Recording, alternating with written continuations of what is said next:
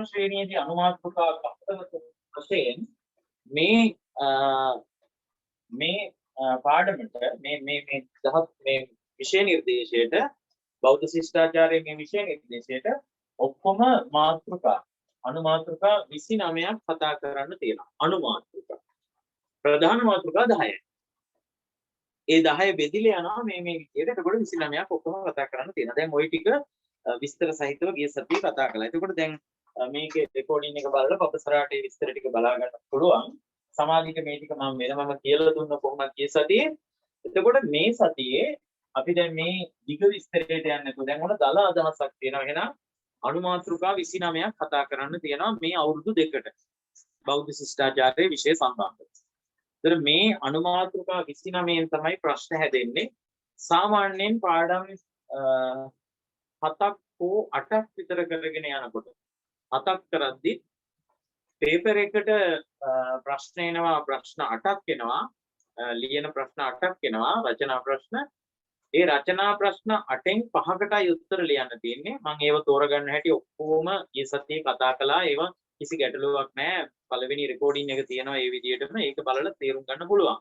ඒකට ඔය ප්‍රශ්න 5යි තෝරලා ලියන්න තියෙන්නේ. ඔය ප්‍රශ්න 5ට උත්තර ලියන්න පුළුවන් සාමාන්‍ය පාඩම් 7ක් කතා කරලා ඉවර වෙනකොට. නමුත් ලෙහෙසිම ප්‍රශ්න 5 තෝරගන්න ඕන නිසා පාඩම් 10ම අපි සාකච්ඡා කරනවා. මේ නිර්දේශයට අදාළ පාඩම් 10ම කතා කරනවා. හරි. එතකොට මම එහෙමනම් දැන් අද පාඩමට යන්නම්. අද අපි පළවෙනි පාඩම කතා කරන්නේ. ඒකට පළවෙනි පාඩම කතා කරද්දී පොඩි වෙලාවක් දෙන්න මේ සාමාන්‍ය මේ බෝඩ් එක මකන්න අපහසු වුණාමත් මම දැන් කරන්නේ සැනිටයිසර් තමයි පාවිච්චි කරන්නේ මේ ටිකක් වයිට් බෝඩ් මකන්න. මොකද අත් සෝදන්න අවශ්‍ය ප්‍රමාණයටත් වඩා දැන් සැනිටයිසර් ලැබිලා තියෙනවා. ඉල්ලන්න එපා එහෙමයි කියලා දෙන්නේ නැහැ.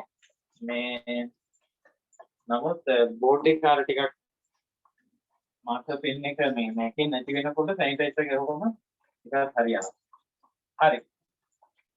එතකොට දැන් අද මේ ගිය සතියේ වගේම ගිය සතිය ආරම්භ කරපු පළවෙනි පාඩම තමයි අපි කතා කරන්නේ. පළවෙනි පාඩමේ මාතෘකාව මම මේ මාතෘකාව පැහැදිලි කරපු ආකාරය අනුව මේක දිගට පෙනුනට සාමාන්‍යයෙන් මතකෙන් කියන්න පුළුවන් වෙනවා පැහැදිලි කරන ආකාරය අනුව.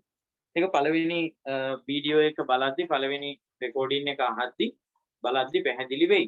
නැවතත් නමුත් මම සමාධිට කියපු ටිකම සමාධිගෙත් මතකය අලුත් වෙන්න පබසරාටත් නැවත අද අලුතෙන් එකතු වුණු නිසා මේක තේරුම් ගන්න මම ඔන්න පළවෙනි මාතෘකාව අදත් නැවත ලියනවා.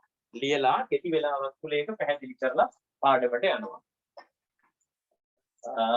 මේ තමයි 12 ශ්‍රේණියට බෞද්ධ ශිෂ්ටාචාරයේ විෂයට තියෙන පළවෙනිම මාතෘකාව. බලා ගන්න මාතෘකාව ලියන තැන ඉඳලම ආයෙකදී මම තවත් දෙයක් කියන්න ඕන අර මේවා අමතක වෙන්න කලින් මේ වෙලාවෙම කියනවා. දැන් මම කිව්වා ගිය සතියේ සාමාන්‍යයෙන් බෞද්ධ ශිෂ්ටාචාරයේ විෂය ලියන්න මේ විදිහේ CR පොතක් ගන්නව නම් එතකොට ඒ CR පොත මම මේක මේ සමාධිත ගිය සතියේ කියලා දුන්නා. නමුත් නැවත මම කියන්නම් මේ CR පොතක් ගන්නව නම් වැඩිය හොඳයි. නමුත් එහෙම අපහසු නම් ඒක ගැටලුවක් නැහැ. ඒතර මේ CR පොතේ මේ ප්‍රධාන මාතෘකාවක් ලියද්දි හැම වෙලාවෙම මේ ප්‍රධාන මාතෘකාවට ගන්න කොළය පළවෙනි කොළය මම කිව්වා අර මෙන්න මේ හැඩයට නවා ගන්න කියලා.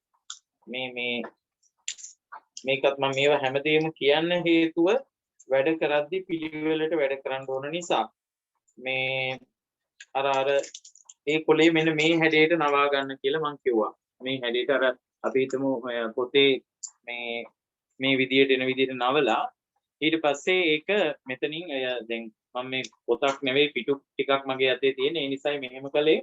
එතකොට මේක මෙහෙම නවලා මේ මාතෘකාව ප්‍රධාන පළවෙනි මාතෘකාව මෙතන ලියනවා. ලියලා දෙවෙනි ප්‍රධාන මාතෘකාවත් කවදක හරි ලියද්දි මේ පළවෙනි පාඩම ඉවර වෙලා දෙවෙනි පාඩමේ මාතෘකාව ලියද්දි ඒකත් මේ විදියටම කොළයක් නවලම ලියනවා. එතකොට වටිනකම තියෙන්නේ සාමාන්‍යයෙන් මම කියුවා මේ එක පාඩමක් ටිකක් දිගයි.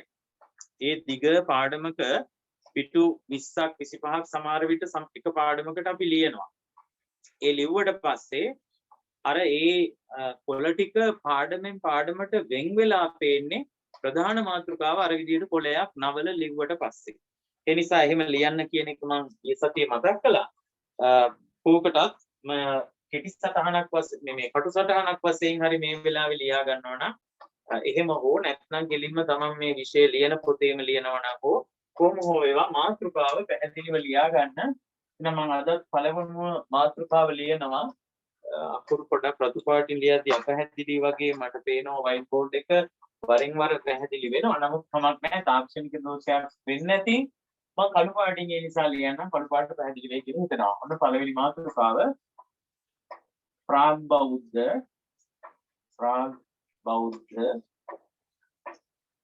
ඒත් අපැහැදිලි වගේ බලමු. බෞද්ධ හා බුද්ධ කාලීන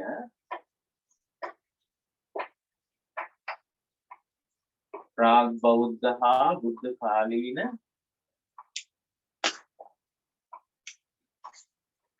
भारतीय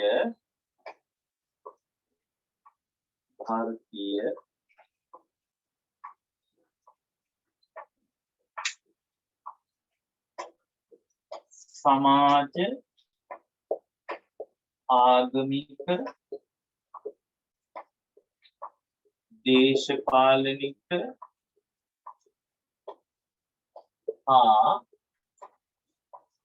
आर्थिक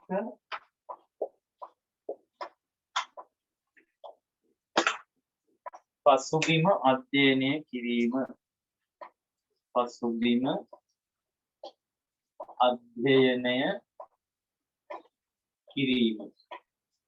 මේක තමයි අපේ පළවෙනි මාතෘකාව. පළවෙනිම මාතෘකාව ඔය ලියන්න. බලන්න මාතෘකාව ප්‍රාග් බෞද්ධ හා බුද්ධ කාලීන ಭಾರತೀಯ සමාජ ආගමික දේශපාලනික හා ආර්ථික පසුබිම අධ්‍යයනය කිරීම. එතකොට සමාධි දැන් මාත් එක්ක අමනාපයක් හිතන්න එපා. මේ ගිය සතියේ කතා කරපු ටිකම චූටි වෙලාවක් මෙහෙම ගන්නවා කියලා බබසරා වෙනුවෙන් මේක නැවත මම මේ පොඩි වෙලාවක් පැහැදිලි කරන්නම්. නමුත් ඒක අපි ඉදිරි සතිවලදී කරන්නේ රෙකෝඩින් එකම විතරක් අහන්න දෙනවා අලුතෙන් එකතු වෙන අයට. හරි. මේ තියෙන්නේ ප්‍රධාන පළවෙනි මාතෘකාව. දැන් මේ මාතෘකාව දැක්කම නිකන් විකාරයි වගේ මහා දිග මාතෘකාවක්. මොකද මෙච්චර කල් O level ලියන කාලේ දක්වා මාතෘකා කියලා දැක්කේ බුදු සිරිතයි අභියෝග ජය ගනිමු, බුදු සිරිත අනුව යමු, ඊළඟට බුදු සිරිතයි පරිසරයයි, මේ මහින්දාගමනයෙන් ඔබවත් වුණු ශ්‍රී ලංකාවේ ප්‍රෞಢ ඉතිහාසය, ඊළඟට මේ මොනවාද රුදුරු මිනිසුන් මැද වෙමු අපි සොඳුරු මිනිසුන්. වගේ තමයි බුද්ධ ධර්මයේ ආශ්‍රිතව මාතෘකා කියලා දැක්කේ. හරි ලස්සනයි, නිර්මාණශීලී කවියක් වගේ සමහර ඒවා. සීලය හා භෞතික සංවර්ධනය කිව්වම හරි කෙටි. මේ එහෙම බැලුවම කෙටි බොහොම ලස්සන කවි වගේ ගැලපෙන මාතෘකා මෙච්චර කල් දැක්කේ.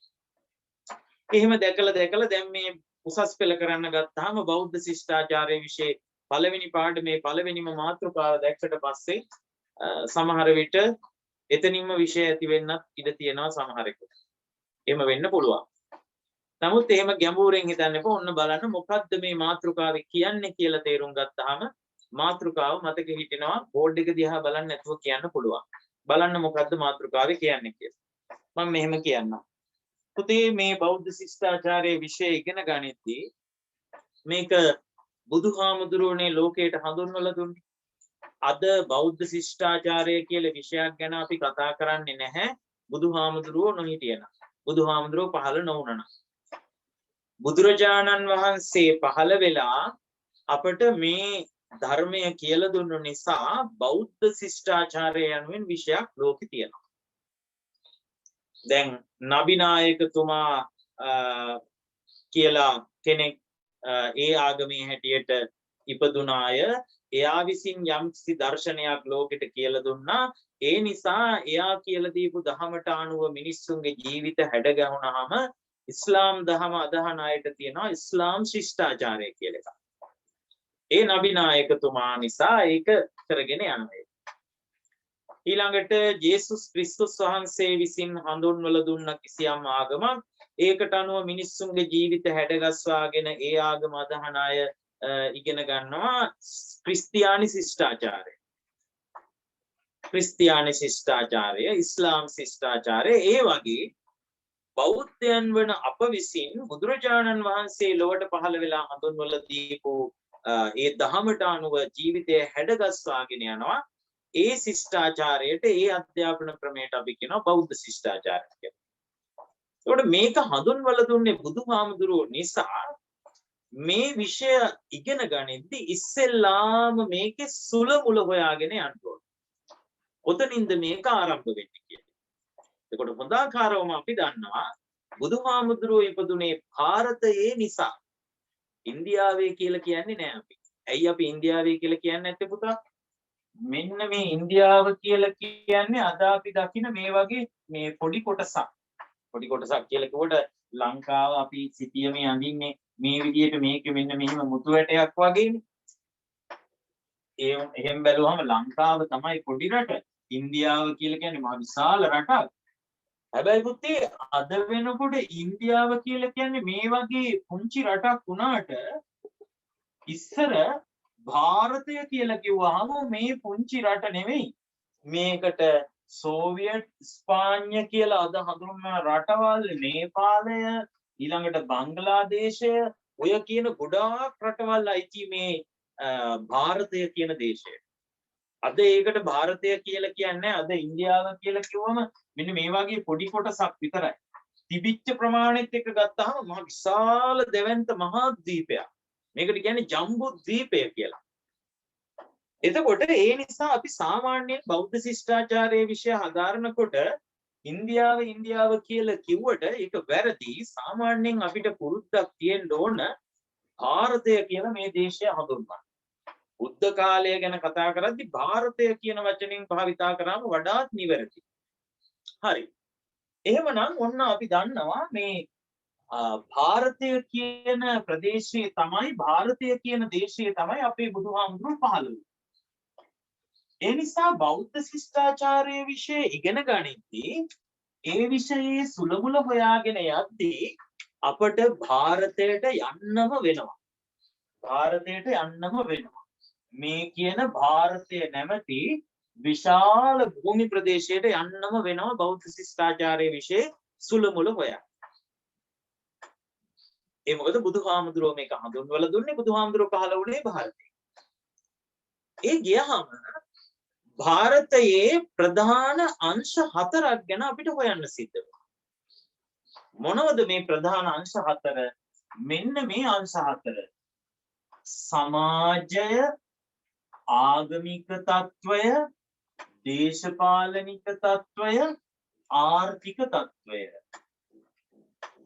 සමාජය කියලා කියන්නේ පුතා මේ මිනිස්සුන්ගේ ඇවතුම් පැවතුම්, මිනිස්සු අතර තියෙන සිරිත් විරිත් ඒ වගේ දේවල් ටික මිනිස්සු කටයුතු කරන ආකාරය ඒව සමාජය කියන කොටසට. ආගම කියලා ගත්තාම මිනිස්සු අදහන දේවල්, මිනිස්සු විශ්වාස කරන දේවල්, මිනිස්සුන්ගේ විශ්වාස, මිනිස්සුන්ගේ ඇදහිලි ඒ ටික තමයි ආගමික කියන පැත්තට ගන්නේ. ඊළඟට දේශපාලන කියලා කියන්නේ පාලනය, රජවරු, පාලන ප්‍රතිපත්ති, නීති රීති, දඬුවම් ඒ ටික වැඩෙන දේශපාලනික පැත්ත. ආර්ථික කියලා කියන්නේ මිනිස්සු සල්ලි හම්බ කරන විදිය, මිනිස්සු වියදම් කරන විදිය, බඩු මුට්ටු මොනවද, වෙල හෙළඳාම් කටයුතු මොනවද, මිනිස්සුන්ගේ හම්බ කරන ක්‍රමවේද මොනවද, ඔය ටික ආර්ථික. දැන් බලන්න පුතේ ඕනෑම රටක ස්වභාවය හඳුනා ගනිද්දී මේ 4 අත්‍යවශ්‍යයි දැනගන්න එක. දැන් අපි හිතමු ඔන්න අපි යනවා ජපානයට. නැත්නම් අපි යනවා මේ එංගලන්තයට. ගියහම එහෙ කෙනෙක් අපෙන් අහනවා කොහොමද ඔයාගේ රට මොකද අපි කියනවා ලංකාව. කොහොමද ලංකාවේ මේ දවස්වල තත්ත්වය? කිව්ව ගමන් අපිට කරුණු මතක් වෙන්නේ මොනවද? මේ 4න් අනිවාර්යෙන්ම කරුණු මතක් වෙනවා. ලංකාවේ තත්ත්වය මේ කාලේ මොන වගේද කියලා අහුවාම අපි කියන්නේ මේ දවස්වල වහිනවා, මේ දවස්වල කැලණි ගඟ උතුරනවා, නිල්වලා ගඟ උතුරනවා, සිරිපාදේ වන්දනාව යන ඕව නෙමෙයි කියන්නේ. එක පාරටම මතක් වෙන්නේ මොනවාද? එක පාරට මතක් වෙන්නේ මේ කාලේ නම් ඇහුවොත් මොකද්ද මතක් වෙන්නේ? කෙලින්ම ඉස්සෙල්ලාම මතක් වෙන්නේ ලංකාවේ දේශපාලන. හැබැයි ඉතින් ඔය අතරට තව කරුණු වැටෙනවා. මොනවා ගැනද වැටෙන්නේ? මිනිස්සු අතර තියෙන වාද ભેද, මිනිස්සුන්ගේ ඇවතුම් පැවතුම්, මිනිස්සු අදහන ආගම් ওই ටික කියනකොට ඔන්න අපි දන්නවා හරි ලංකාව කියන්නේ එහෙනම් මේ දවස්වල මෙන්න මෙහෙම රටක්. නේද? දැනට අවුරුදු 100කට වගේ උඩදී ලංකාව ගැන කියන්න ගියා නම් ඔන්න කියයි. ලංකාවේ මිනිස්සු අතර හරියට කුල ભેදය තියෙනවා. ලංකාවේ සමාජීය කුලය මත හැදිලා තියෙන්නේ. සල්ලි තියෙන මිනිස්සු රදල පන්තිය, නැති මිනිස්සු දුප්පත් පන්තිය විදියට වැඩ කරනවා. ඔහොම කියලා දැනට අවුරුදු 100කට විතරදී ඔන්න සමාජ තත්ත්වය. ඊළඟට ලංකාවේ දේශපාලන තත්ත්වය. දේශපාලනයේ මේ විදියයි මිනිස්සු රට හදන්න වැඩ කරනවා. ඔහොම කියලා 100කට උඩ දිකුණාගේ ඉතින් සුද්ධෝ මේක පාලනය කරපු හැටි ওই ටික තමයි කියන්නේ. ආගමික තත්ත්වය. ආගමික තත්ත්වය කොනනම් ඉතින් කියයි පන්සල් වල මූලිකත්වයක් තියෙනවා. ගමේ පන්සලේ ලොකු හාමුදුරුවෝ තමයි නායක හාමුදුරුවෝ. නායක හාමුදුරුවන්ගේ වචනෙට කවුරුත් අවනතයි එකඟයි ඕම කියලා ඔන්න ආගමික තත්ත්වය කියන්නේ. ඊළඟට ආර්ථික තත්ත්වය. මිනිස්සු ඉතින් කුඹුරු ගොවිතැන් තමයි වැඩිපුර කරන්නේ. ඒ වයින් තමයි හරි හම්බ කරගන්නේ. එදිනෙදා ජීවිතයට අවශ්‍ය දේවල් හේන් ගොවිතැනෙන් කුඹුරු ගොවිතැනෙන් හම්බ කරගෙන ඔය සාමාන්‍ය විදියට වෙලහෙන දාම් කරගෙන ජීවත් වෙනවා කියලා ඔන්න ආර්ථික තත්ත්වය කියයි. දැන් ඔය ටික කියනකොට පුතේ අපිට මොකද හිතෙන්නේ? ලංකාව කියන්නේ ජීවත් වෙන සුදුසු රටක්ද නැති රටක්ද හොඳ රටක්ද නරක ඔය ටික ඔක්කොම තේරුම් යනවා. කොහොමද මේ තේරුම් ගියේ? මොන අංශද කිව්වේ? අංශ 4යි. මොනවද අංශ 4? සමාජ තත්ත්වය, ආගමික තත්ත්වය, දේශපාලන තත්ත්වය, ආර්ථික තත්ත්වය. ඕනෑම රටක පුතේ ස්වභාවය හඳුන ගනිද්දී ඔන්න ඔය 4 හරි වටිනවා. ඕනෑම කාලයක ඒ රටේ මීට අවුරුදු 2000කටද 5000කටද අවුරුදු 100කටද 200කටද පෙර මොකද්ද තත්ත්වය? එහෙම නැත්නම් අද තත්ත්වය කියලා රටක ස්වභාවයක් හඳුන ගනිද්දී හොඳටම වැදගත් වෙනවා මේ අංශ 4. මොනවද අංශ 4? සමාජ, ආගමික, දේශපාලනික, ආර්ථික. පැති 4 මොනවද? කියලා ඕක දැනගන්න ඕන. දැන් එහෙනම් අපේ විෂය බෞද්ධ ශිෂ්ටාචාරය මේ විෂය පහළ වෙන්නේ බුදුහාමුදුරුවෝ නිසා. ඒ නිසා විෂය ඉගෙන ගන්න කලින් විෂය සුලමුල හොයන්න ඕන. සුලමුල හොයද්දී බුදුහාමුදුරුවෝ පහළ වෙච්ච තැනට යන්න ඕන. බුදුහාමුදුරුවෝ පහළ වුණේ ಭಾರತයේ. එහෙනම් ಭಾರತය ගැන දැනගන්න ඕන බෞද්ධ ශිෂ්ටාචාරය ගැන දැනගන්න. එතකොටයි පුතේ බෞද්ධ ශිෂ්ටාචාරයේ විෂය හරියට අපිට ගැලපෙන්නේ ජීවිතයට. එතකොටයි අපිට තේරෙන්නේ මේ විෂය ආවේ කොතනින්දලද, කොයි වගේ සමාජයකද මේක ඉපදුනේ, කොතනින්ද මේක හටගත්තේ, මොන විදිහේ රටකද මේක ඉපදුනේ කියලා විෂය ගැන හොඳ අවබෝධයක් අපිට පස්සට විෂය ඉතුරු මාතෘකා කතා කරනකොට ගැලපෙන්නේ මේ මුල හරියට දැනගෙන හිටියා. සුලමුල දැනගත්තේ නැත්නම් කොයි දෙයකින්වත් ඇති වැඩක් නැහැනේ. එහෙනම් ඔන්න බෞද්ධ ශිෂ්ටාචාරයේ විෂය සුලමුල හොයද්දී ಭಾರತයේ සමාජ, ආගමික, දේශපාලනික හා ආර්ථික පසුබිම අධ්‍යයනය කළ යුතුයි. දැන් එහෙනම් ඔන්න මාතෘකාවේ ලොකු කොටසක් දන්නවා. මහා ලොකුවට මාතෘකාව වෙනුනට දැන් දන්නවා මොනවද අධ්‍යයනය කරන්නේ? ಭಾರತೀಯ සමාජ, ආගමික, දේශපාලනික හා ආර්ථික පසුබිම. ඇයි අධ්‍යයනය කරන්නේ? නැතුව වැඩක් නැහැ. බෞද්ධ ශිෂ්ටාචාරය ඉගෙන ගන්නවා නම් ওই සුළුමුල දැනගන්න. ඇයි ಭಾರತයේ මේක හොයන්නේ? ಭಾರතයේම හොයන්නේ බෞද්ධ ශිෂ්ටාචාරය උපන්නේ ಭಾರතයේ නිසා. කොහොමද එහෙම කියන්නේ? එහෙම කියන්නේ බුදුහාමුදුරුවෝ පහළ වුණේ ಭಾರතයේ නිසා. එහෙනම් ಭಾರತೀಯ සමාජ, ආගමික, දේශපාලනික, ආර්ථික පසුබිම තමයි අධ්‍යයනය කරන්නේ ඉස්සෙල්ලා. දැන් මාතෘකාවේ තව පොඩි කැලලයි තියෙන්නේ තේරුම් ගන්න. පොඩි කොටසයි. බලන්න මේ කොටස මොකක්ද කියන්නේ? මම මෙහෙම කොටුවක් ගහන්නම්. එතකොට ඔන්න මේ ඩිංග කිව්වට පස්සේ මේ චුට්ට කියලා ඉවරුණාට පස්සේ අපේ පබසරත් ගිය සතියේ අපි කතා කරපු ටික ගැන අවබෝධයක් අරගෙන තියෙනවා. එතකොට අපිට තියෙන්නේ අද පාඩමට යන්න. එතකොට සමාධියටත් ලොකු ගැටලුවක් නැහැ. සමාධියටත් එතන ඉඳලා සාකච්ඡා කරගෙන යන්න තියෙන්නේ. මාතෘකාවට අපි අවතීර්ණ වෙනවා. right. ඔන්න මම එතෙන්ට යනවා. දැන් එතකොට ಭಾರತೀಯ සමාජ ආගමික දේශපාලනික හා ආර්ථික පසුබිම අධ්‍යයනය කිරීම මොකද තමයි අපේ මාතෘකාව. දැන් තේරෙනවා. තව පොඩි කොටසක් අපිට තියෙනවා තේරුම් නැති. මොකද්ද? ප්‍රාග් බෞද්ධ හා බුද්ධ කාලීය. ප්‍රාග් බෞද්ධ හා බුද්ධ කාලීය. හොඳට බලන්න පුතේ. මෙතන කියන්නේ කාලයක් ගැන. මේක හරි පහසුවෙන් තේරුම් ගන්න පුළුවන්. ಭಾರತය ගැන අධ්‍යයනය කරනවා අංශ 4ක් ඔස්සේ. හැබැයි මේ මාතෘකාවට කාලයක් දෙන්න ඕනේ. ඇයි කාලයක් දෙන්නේ? නැත්නම් ඉතින් ಭಾರತය ගැන අධ්‍යයනය කරන්න කියොත් අධ්‍යයනය කරපියකෝ අවුරුදු 2500කට පෙර ඉඳලා දැන් වෙනකම් එහෙම බෑනේ. අපිට මේ අද කාලේ ගැන ඕනේ නැහැ ಭಾರತේ. මෝදීගේ පාලනය ගැනවත් තව කෙනෙක් කරන විදිය ගැනවත් ಭಾರತේ ප්‍රාන්ත බෙදිච්ච හැටිවත් ಭಾರತේ ආර්ථිකය ගැන අද තියෙන තත්ත්වය අපිට අදාළ නැහැ. අපට ඕන කොයි කාලෙද අපේ විෂයට අදාළව? ප්‍රාග් බෞද්ධ හා බුද්ධ කාලය. ඒ කියන්නේ ප්‍රාග් බෞද්ධ කියලා කියන්නේ සරලව මම කියන්නේ මේකට වෙන වෙන අර්ථකථන දිගට හොයන්න ගියොත් වරදිනවා.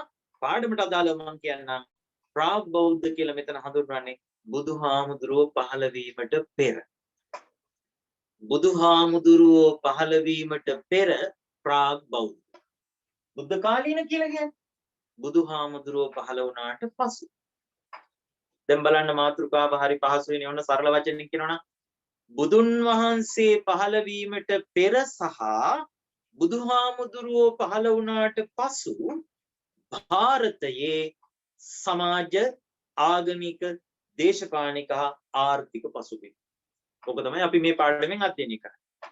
බුදුන් වහන්සේ පහළ වීමට පෙර සහ බුදුන් වහන්සේ පහළ වූ පසු ಭಾರತයේ පැවති සමාජ ආගමික දේශපාලනික හා ආර්ථික පසුබිම තමයි අපි මේ පාඩමෙන් අධ්‍යයනය කරන්නේ. දැන් ඉතින් අර බුදුන් වහන්සේ පහළ වීමට පෙර බුදුන් වහන්සේ පහළ වීමෙන් පසු කියලාම දිගට කියන්න දෙයක් නැහැ. අපි විශිෂ්ට වචන දාලා බොහොම ගැඹුරු විදියට මාතෘකාව කියමු. කොහොමද? ප්‍රාග් බෞද්ධ හා බුද්ධ කාලීන ಭಾರತೀಯ සමාජ ආගමික දේශපාලනික හා ආර්ථික පසුබිම. අන්න එහෙම කියනකොට දැන් එහෙනම් මාතෘකාව මම හිතනවා පොත බලන්න නැතුව බෝඩ් එක දිහා බලන්න නැතුව දැන් මාතෘකාව කියන්න පුළුවන්. ප්‍රාග් බෞද්ධ හා බුද්ධ කාලීන ಭಾರತೀಯ සමාජ ආගමික දේශපාලනික හා ආර්ථික පසුබිම. හරි. දැන් එහෙනම් මම හිතනවා මේ ගිය සතියේ සමාධිකෙන් අහපු ගමන්ම කිව්වා මම ගොඩාක් වෙලාවට මේ ඔන්ලයින් උගන්වද්දී ප්‍රශ්න අහනවා අඩුයි. සාමාන්‍යයෙන් ඒකේ විවිධ පැති තියෙනවා. ප්‍රශ්න ඇසීම තුළ ළමයි පාඩමත් එක්ක ඉන්නවා. අනෙක් පැත්තෙන් මේ ගොඩාක් ළමයි එක එක විදියයි. සමහරු මේ ඔන්ලයින් පන්තියේ ඉන්න වෙලාවේ ගෙවල් වල නොඑක් ශබ්දබද්ද පරිසරයේ නොඑක් ශබ්දබද්ද. ඉතින් ඒ නිසා මේ සමහරු කැමති නෑ මයික් එක ඔන් කරලා උත්තර දෙන්න විවිධ අනිකුත් ශබ්ද ඇහෙන නිසා. ඉතින් සමහරු බොහොම කැමති උත්තර දිදී පාඩමේ. ඔය සියලු විවිධත්වයන් එක තැනකට ගන්න පුළුවන් ලයිව් පන්ති කාමරේ නම් සජීවීව අපි ඉන්න පන්ති කාමරේ නම්. එහෙම වෙලාවෙදී නම් මම හරිම ආසයි එක එක්කෙනාගේ ළඟට ගිහිල්ලා ප්‍රශ්න අහනවා නම කියලා ප්‍රශ්න අහනවා. මේ ඔන්ලයින් එකේදී ප්‍රශ්න අහලා මම විවිධාකාර විදිහ අත්දැකීම් ලැබලා තියෙනවා. නිසා ගොඩාක් වෙලාවට මම ප්‍රශ්න අහන්න නැතුව කතා කරගෙන යනවා. සමහර වෙලාවට ඒකේ අයහපත් ප්‍රතිඵල හැටියට මම දැකලා තියෙනවා. ළමයා මේ ක්ලාස් එකේ කියලා මං හිතාගෙන ඉන්නවා. නමුත් එයා මේක ඔන් කරලා තියලා නිදියපු අවස්ථාත් මම දැකලා තියෙනවා. එහෙමත් දේවල් වෙනවා. හරි. කොහොම හෝ කමක් නැහැ. මං හිතනවා මේ ඔබ ආඩමත් එක්ක ඉඳීවි කියන විශ්වාසයෙන් මම මේක කතා කරගෙන යනවා. හරි. දැන් ඔන්න එහෙනම් මාතෘකාව හඳුනාගත්තා. මාතෘකාවේ ස්වභාවය හඳුනාගත්තා. මං කියන්න ගියේ සතියේ මම මේ ටික කතා කරලා ඉවරලා සමාධිකෙන් ඇහුවා මේ අනුව පළමු පාඩමේ අනුමාත්‍රිකා 4ක් තියෙනවා. දැන් ඔයාට ඒක පැහැදිලි ඇති කියලා. එතකොට සමාධි හැබැයි අනුමාත්‍රිකා 4 කිව්වම කැමති නම් දැන් මේ මාතෘකාව දිහා බැලුවාම මම අර පටන් ගන්න තැනදීම කොනේ පළවෙනි මාතෘකාවට අනුමාත්‍රිකා 4ක් තියෙනවා කියලා. එහෙමනම් දැන් මං කියනවා මං කියපු දේ පැහැදිලි නම් මේ වෙනකොට පබසරාටත් අනුමාත්‍රිකා 4 පැහැදිලි. මේ පළවෙනි මාතෘකා ප්‍රධාන මාතෘකාව දිහා බැලුවාම පළවෙනි පාඩමට එන අනු මාතෘකා හතර මොනවද කියලා දැනටම කියන්න පුළුවන් ඇති. මම කියපු දේ පැහැදිලිද? මම මෙතෙක් තේරුම් කරපු දේ පැහැදිලිද? අවසරා කැමතිද උත්තර දෙන්න අනු මාතෘකා හතර කියන්න? එහෙමයි හාමුදුරනේ. කියන්න බාන පුතේ. පැහැදිලිද ඔයාට? පළවෙනි පාඩමට එන්න පුළුවන් අනු මාතෘකා හතර මෙන්න මෙහෙම වෙන්නේ නැති කියලා ඔයාට දැනෙන විදිහට කියන්න. ඒක ඉතින් ඒකම වෙන්න කියන්නේ වචන වෙනස් වෙන්න පුළුවන්. දල වශයෙන් ඔයාට තේරෙනවද කියන්න බලන්න. ಭಾರತೀಯ සමාජ පසුබිම, ಭಾರತೀಯ ආගමික පසුබිම, ಭಾರತೀය දේශපාලනික පසුබිම හා ಭಾರತೀය ආර්ථික පසුබිම. හරියට හරි. ඉතාම හොඳයි. හරියටම කිව්වා. ආයි මට ඒකේ එකතු කරන්න වචන නැහැ. මම මේ කියන්න හැදුවේ දැන් ගොඩක් වෙලාවට ළමයින්ගෙන් අහුවම කියන්නේ ಭಾರತೀಯ සමාජය, ಭಾರತೀය ආගම්, ಭಾರತೀය දේශපාලනය, ಭಾರತೀය ආර්ථිකය කියලා ඔහොම තමයි හැම අවුරුද්දකම වගේ ළමයි උත්තර දෙන්නේ. හැබැයි මේ ටික අමතක නොකොට ප්‍රොෆෙසර්ලා ඒ ටිකත් එක්කම කිව්වා. පසුබිම. හැම එකකම පසුබිම. ಭಾರತයේ පසුබිම. ඒ අනුව ಭಾರತೀಯ සමාජ පසුබිම, ಭಾರತೀಯ ආගමික පසුබිම, ಭಾರತೀය දේශපාලනික පසුබිම, ಭಾರತೀය ආර්ථික පසුබිම. හරි. එහෙනම් අපි ගිය සතියේ මෙන්න මෙතෙන් මේ කියපු කාරණා ටික පොඩ්ඩක් පැහැදිලි කරලා මෙන්න මේ මාතෘකාව ලියලා ඒ කියන්නේ බුද්ධ කාලීන ಭಾರತೀಯ සමාජ පසුබිම කියලා ලියලා තමයි අපි අවසන් කළේ. එතකොට ඔය කියපු පුංචි විස්තරය මම ගිය සතියේ ලියන්න දීපු පුංචි විස්තරය පොඩි කොටසක්. ඒ කොටස පේලි 5-6ක් වගේ මං හිතන්නේ මං ගිය සතියේ ලියන්න දුන්නේ. මං ඒක සමාධිට කිව්වොත් සමාධි කැමතිද ඒ කොටස චුට්ටක් කියන්න? ගිය සතියේ ලියපු චුට්ට කියවන්න කැමතිද? කියන්න බලන්න සමාධි. පුළුවන් නම් කියන්න, නැත්නම් සමාධි කියනවාද ඒක? ඒමයි හාමුදුරනේ. හොඳයි කියන්න පුතේ. ඒ ගිය සතියේ ලියන්න දීපු චුට්ට මාතෘකාව හඳුන්වලා දීපු ටික කියන්න බලන්න. බෞද්ධ ශිෂ්ටාචාරය ආරම්භ වන්නේ ಭಾರತයේය. ඒ බුදුන් වහන්සේ පහළ වීමත් සමගයි.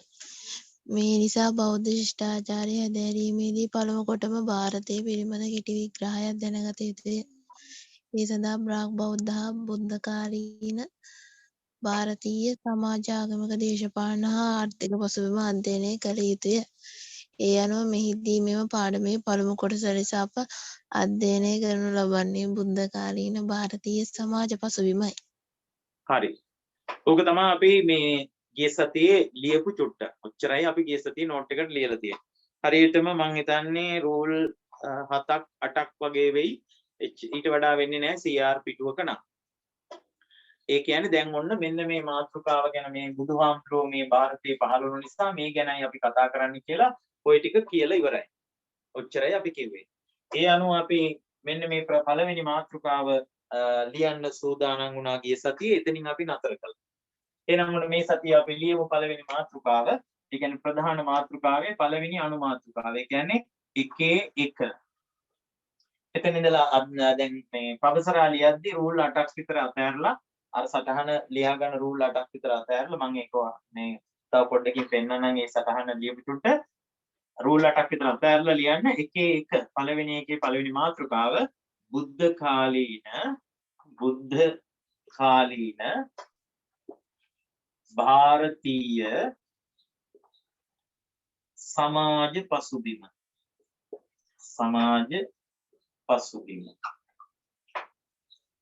බුද්ධ කාලීන ಭಾರತೀಯ සමාජ පසුබිම. හරි. දැන් ඔන්න මෙතන ඉඳලා ඔයාලා ඉන්නේ පාඩමේ. මෙච්චර වෙලා හිටියේ පාඩමේ තමයි. නමුත් මාතෘකාවේ හිටියේ. මාතෘකාවේ පැහැදිලි කරගත්තා. මොකද්ද මේ මාතෘකාව කියන්නේ? දැන් ඉන්නේ පාඩමේ. මෙතන ඉඳලා මෙතනින් මේ ඇවිල්ලා බෞද්ධ ශිෂ්ටාචාරයේ විශේෂ අර ඉතුරු 10 වෙනි පාඩම දක්වා යනකොට තේරෙයි මේ ඇවිල්ලා මුල්ම තැන මේක තමයි බුදුහාමුදුරුවෝ විප්ලවය පටන් ගත්තු තැන. උන්වහන්සේ පහළ වෙනකොට ಭಾರತೀಯ සමාජය තිබ්බේ කොහොමද? නේද? එහෙම සමාජයක් උන්වහන්සේ වෙනස් කළේ කොහොමද? වැදගත් වෙන්නේ එතන. අපි බලමු සමාජයේ මොන වගේද තිබ්බේ. ඒක කියද්දි පුතේ මම පළමු කොටම කියන්නම් මේ ಭಾರತೀಯ සමාජයේ ಭಾರತයේ ඒ වෙනකොට මුල් පදිංචි කරුවන් කියලා කොටසක් හිටියා. මම මේක මේ තේරුම් කරන්න යද්දි මේ ඉඩ මට වැදගත් වෙන නිසා අනේ කවන්නේ බලමු. ඉඩ අවශ්‍ය වුණොත් මේ ටික මකලා ගමු. හරි. පාඩමට එන්න. මම මේ කියනවා දැන් බුදුහාමුදුරුවෝ පහළ වෙන යුගයේ වෙනකොට ಭಾರತයේ හිටියා මේ මුල් පදිංචි කරුවන්. මුල් පදිංචි කරුවන්. කිසියම් රටක ඉන්නවනේ යම් කිසි පිරිසක් ඉන්නවනේ. බුදුහාමුදුරුවෝ පහළ වෙන්න කලින් මේ අවුරුදු දහස් ගානකට කලින් මේ කියන්නේ හරිද? අපිට ඒ වර්ෂය අවශ්‍ය නැහැ. මේ විෂයට ඒ වර්ෂය අවශ්‍ය වෙන්නේ නැහැ. බුදුහාමුදුරුවෝ පහළ වෙන්නේ ක්‍රිස්තු පූර්ව 6 වෙනි සියවසේනේ. 6 වෙනි සියවසට අවුරුදු දහස් ගානකට කලින් ಭಾರತයේ හිටියනේ ওই මුල් පදිංචි කරුවන්. මේ සරලවම මම කියන්නේ. මේගොල්ලෝ ඉන්නකොට ಭಾರತයට ආවා තවත් පිරිසක් සංක්‍රමණිකයන් විදියට. මේ පෝලන්තයෙන් ඉරානයෙන් ඒ රටවල් හරහා කිසියම් පිරිසක් සංක්‍රමණිකයන් විදියට ಭಾರතයට එනවා. අපි හිතමු ඔන්න මෙහෙම මේ රටවල් වලින් ಭಾರතයට ඔන්න පිරිසක් එනවා මේන සංක්‍රමණිකයන් කියලා අපි යාට කියමු. සංක්‍රමණිකයන් මේගොල්ලන්ව හැඳින්වුවා මේගොල්ලන්ගේ හැම සුදු පැහැති පැහැපත්. මේ ಭಾರತයට ආපු අය සුදු පැහැති පැහැපත්. ඒ නිසා ඒගොල්ලෝ හැඳින්වුවා මේ ආර්යයන් කියලා. ආර්යයන්. දැන් මේ ಭಾರತයේ මුල් පදිංචිකාරයෝ ඉන්නවනේ. ඒගොල්ලන්ගේ හැම පාට ටිකක් අඩු නිසා ඒගොල්ලන්ට කිව්වා අනාර්යයන් කියලා. අනාර්යයන්. දැන් පුතේ සාමාන්‍යයෙන් ආර්යයන් කියන වචනේ තේරුම මොකද්ද? උතුම් කියන එකනේ. දැන් මේ උතුම් කියලා සැලකුවා අර ආපු අය. ඇයි? හැම පාට නිසා. පැහැපත් නිසා. හරිනම් උතුම් වෙන්න ඕන ඒ රටේ ඉඳපු මිනිස්සු. නමුත් ඉතින් ඕනම මනුස්ස සමාජයක මේ ආසියාතිකරේ මං හිතන්නේ අපේ රටවල් වල හැටි. පිටින් එන අය හොඳයි. එහෙම ඉන්න අය ඒගොල්ලෝ පහත් අය. දැන් මේගොල්ලොත් ඒක මන් දන්නේ ඒක ආරෙන් අපිට එන ලෙඩක්ද කියලා මේ ලංකාවෙත් එහෙම එකක් තියෙනවනේ. පොඩියට හැදෙනාම වල්ලඹ. හොඳ ලොකුවට හැදෙනාම ඒව රටාම. ඔය නිකන් මෙලෝම වැඩකට නැති ලෑලි. ඒව වල් ලෑලි. හොඳ නිකන් පෙනුමට තියෙන ලෑලි රට ලෑලි.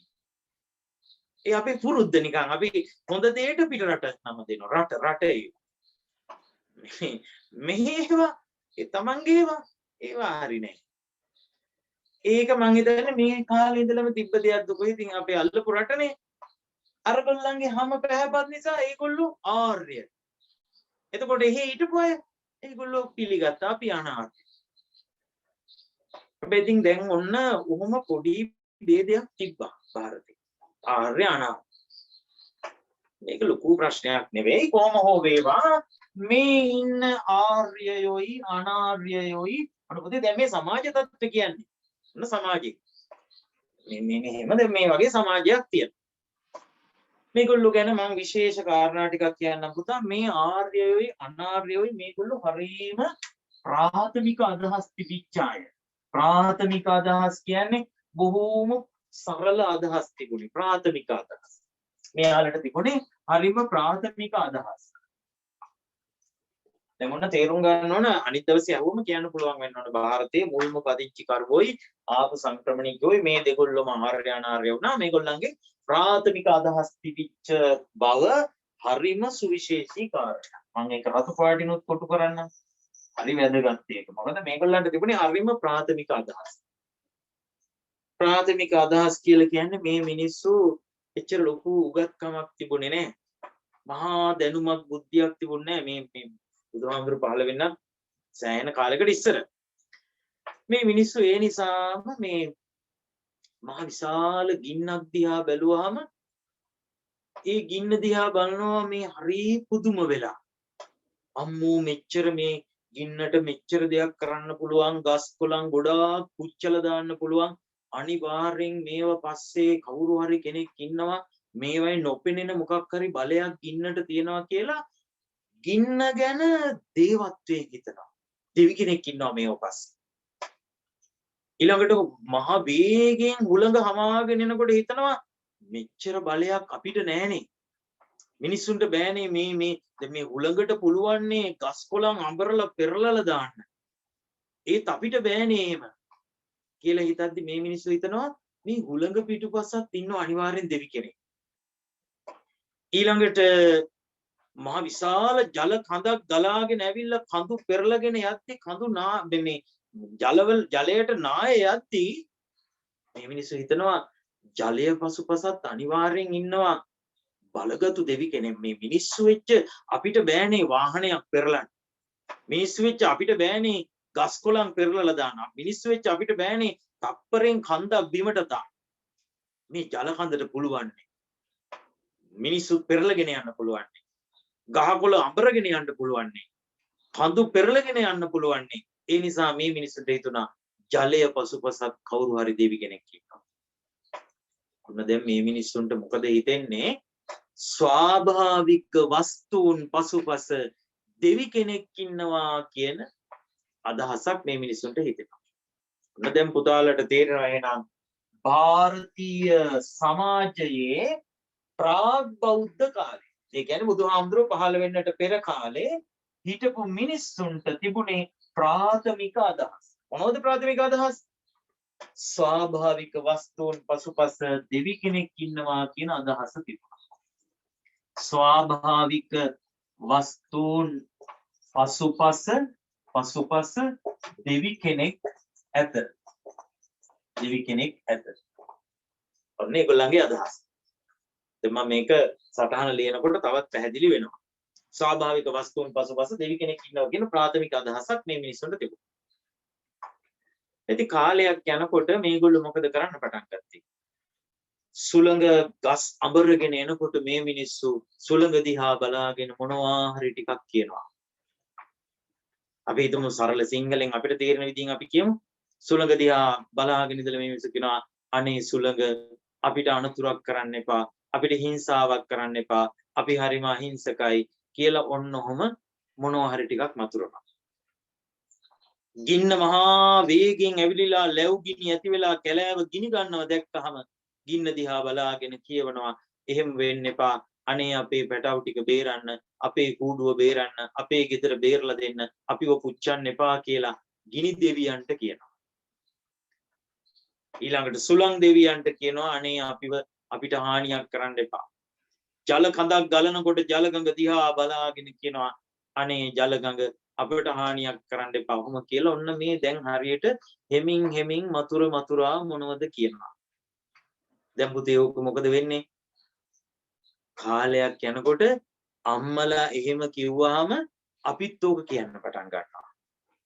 දැන් ගෙදරට ණයෙක් ආවහම ණයි හාමි යන්න අපිට කරදර කරන්න එපා කියන ටික අම්මා කියනවනම අපිත් මොකද කියන්නේ?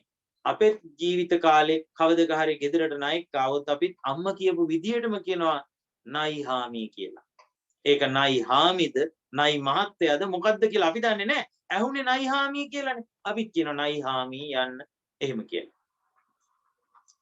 අන්න බලන්න මිනිස්සුන්ගේ මුවින් පිට වෙන වචන කාලයක් යනකොට ඒවට සම්මත ක්‍රමයක් එනවා. ඊට පස්සේ ඒකම කියන්න ගන්නවා අනිත් අය. දැන් පුතේ අර ස්වාභාවික වස්තු දිහා බලාගෙන මේ විදියට තොල් මතුරා මොනවදෝ කියපු ඒවා පරම්පරාවට යනකොට ඒවා සම්මත වුණා. ඒවට කිව්වා මොනවද? වේද පාඨ කියලා. මොකක්ද ඒවට කිව්ව නම? වේද පාඨ. මං හිතනවා මෙතන ලිව්වම පේනවා ඇති. මෙන්න මේ ස්වාභාවික වස්තු වලට වේද පාඨ ගායනා කරන්න පටන්. වේද පාඨ ගායනා කරන්න පටන්. දැන් එනම් පුතාලට ඔන්න කතාවක් වගේ මේක කියන්න පුළුවන් වෙන්න ඕන. සමාජ පසුබිම දැන් මේ හැදෙන විදිය කොහොමද හැදුනේ? මුල් පදිංචිකාරයෝ හිටියා, සංක්‍රමණිකයෝ ආවා, ආර්ය අනාර්ය කියලා පොඩි ભેදයක් තිබුණා. ඉතින් කොහොමුණත් මේගොල්ලෝ හරි ප්‍රාථමික අදහස් තියන අය. මේගොල්ලෝ ස්වාභාවික වස්තුන් දිහා බොහොම බයෙන් බලාගෙන හිටියා. ඒ බලාගෙන ඉන්නකොට එයාලට හිතුණා ඒව පසුපස දෙවි කෙනෙක් ඇති කියලා. ඒ වගේ ස්වාභාවික වස්තු ටිකක් සැරපරුස වෙනකොට මේගොල්ලෝ ඒ දෙවියන්ට කියනවා අනේ එහෙම වෙන්න එපා කියලා. ඔන්න ස්තුති ගීතිකා ගායලා දෙවියෝ සතුටු කරලා මේගොල්ලෝ හිතනවා හරි මේව කියනකොට ඔන්න ජලගඟ මහා හයියෙන් ගලාගෙන ඇවිල්ලා හෙමින් අඩු වෙනකොට මේගොල්ලෝ හිතනවා හරි වේද පාට කියපු නිසා අඩු වුණා වතුර පාන. වේද පාට කියපු නිසා හුළඟ අඩු වුණා. වේද පාට කියපු නිසා ගින්න අඩු වුණා කියලා මේ මිනිසුන්ට හිතෙනවා. ඔන්න දැන් එහෙනම් මුල් තැන එන්නේ මොනවටද පුතේ? වේද පාටවලට. වේද පාටවල. ඒක පුතේ මිනිස්සුන්ගේ හදවත්වල හැටිනේ අදටත් එහෙමනේ. ඔබ බලන්නකෝ අදටත් මේ තොවිල් පවිල් යන්ත්‍ර මන්ත්‍ර මේව කොහෙන්ද එන්නේ? විශ්වාස මිනිස්සුන්ගේ. ඔන්න යකානතර පිස්සු නටලා මොනවා හරි මන්ත්‍රයක් කියලා නූලක් ගැට ගැව්වහම මේක අඩු වුණොත් අන්න මන්ත්‍ර වලින් අඩු වුණා. විශ්වාසෙ නැහැටි බලන්න. දැන් පුතේ අපි කතා කරන ಭಾರತೀಯ සමාජයටත් ඔන්න තද විශ්වාසයක් ආව මොනවා ගැනද? වේද පාඨ ගැන. වේද පාඨ ගැන. දැන් ඔන්න හරි. ඒ දක්වා දැන් පුතාලා දන්නවා. එහෙනම් වේද පාඨ ගැන බොහෝම විශ්වාසයක් දැන් මේ මිනිස්සුන්ට ආවා. දැන් බලන්නකො මොකද්ද වෙන්නේ කියලා ටිකෙන් ටික කාලයත් එක්ක දැන් මේ කියන ඒවා පුතේ මේවා අතර අවුරුදු 100 200 ගත වෙලා මෙහෙම වෙන්නේ ඈ. එක පාරටම වේද පාඨ ආවේ නේ. සංක්‍රමණිකව තැයිලා මේ මිනිස්සු මෙහෙම ජීවත් වෙද්දී අවුරුදු 100ක් 200ක් යනකොට ප්‍රාථමික අදහස් ආවා. අවුරුදු 100ක් 200ක් යනකොට ස්වාභාවික වස්තු දිහා බයෙන් බලන්න පටන් ගත්තා. තව අවුරුදු 100ක් 200ක් යනකොට ඒවට දෙවියෙක් ඉන්නවා කියලා හිතුවා. තව අවුරුදු 100ක් 200ක් යනකොට ඒවා මේ පාලනය කරගන්න වේද පාඨ තිබුණා නම් හොඳයි කියලා හිතුවා. තව අවුරුදු 100ක් 200ක් යනකොට වේද පාඨ ගොඩාක් හැදිලා දැන් හැම එකටම. ඔන්න පුතේ ඔය අතරේ දිහි වුණා කවුද දන්නවද? මේ වේද පාඨ හොඳට කටපාඩම් කරගත්තු පිරිසක් දිහි වුණා. වේද පාඨ කාටවත් බෑ. කටපාඩම් කරගත්තු පිරිසක් ඉන්නවා. ඔන්න මම ඒකත් ලියන්නම්කෝ. වේද පාඨ පාඩම් කරගත් නැත්නම් කටපාඩම් කරගත් පිරිසක් දිහි වුණා. පිරිසක්. දැන් ඉතින් ඔන්න කාටත්ම වේද පාඨ බෑ. යම්කිසි පිරිසක් ඉන්නවා. දැන් පුතාලට ඔන්න එක දෙයක් ඔළුවට එන්න ඕන. වේද පාඨ හොඳට දන්න අය කියලා කියන්නේ මොකක්ද වෙන්නේ? දන්නේම නැතුව පුදුම පිළිගැනීමක් සමාජයේ ඇති වෙනවා. පුදුම පිළිගැනීමක් ඇති වෙනවා.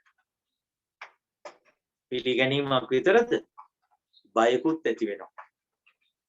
දැන් පුතේ මේ වේද පාඨ කතාව පොඩ්ඩක් පැත්තකට තියලා මතක් කරලා බලන්නකෝ අපේ රටේ තියෙන මන්ත්‍ර ගැන. අපේ රටේ මන්ත්‍ර කියලා ඒවා තියෙනවනේ අනි වින පොඩි වින හූනියන් වම කියලා අහලා තියෙනව නේද?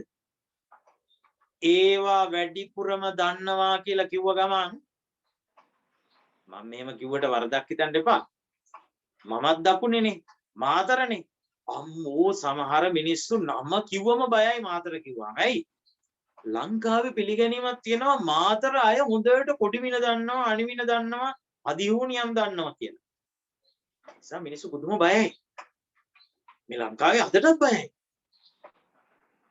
මේ කොළඹ හතේ කුරුණේ තට්ටු ගණන් මාලිගා හදපු මිනිස්සු පවා මාතර කිව්වම බයයි. වෙනකන් එහෙම තාමත් තියෙන සමහර වතරින් බයයි. මන්ත්‍ර දන්න නිසා මන්ත්‍රයටි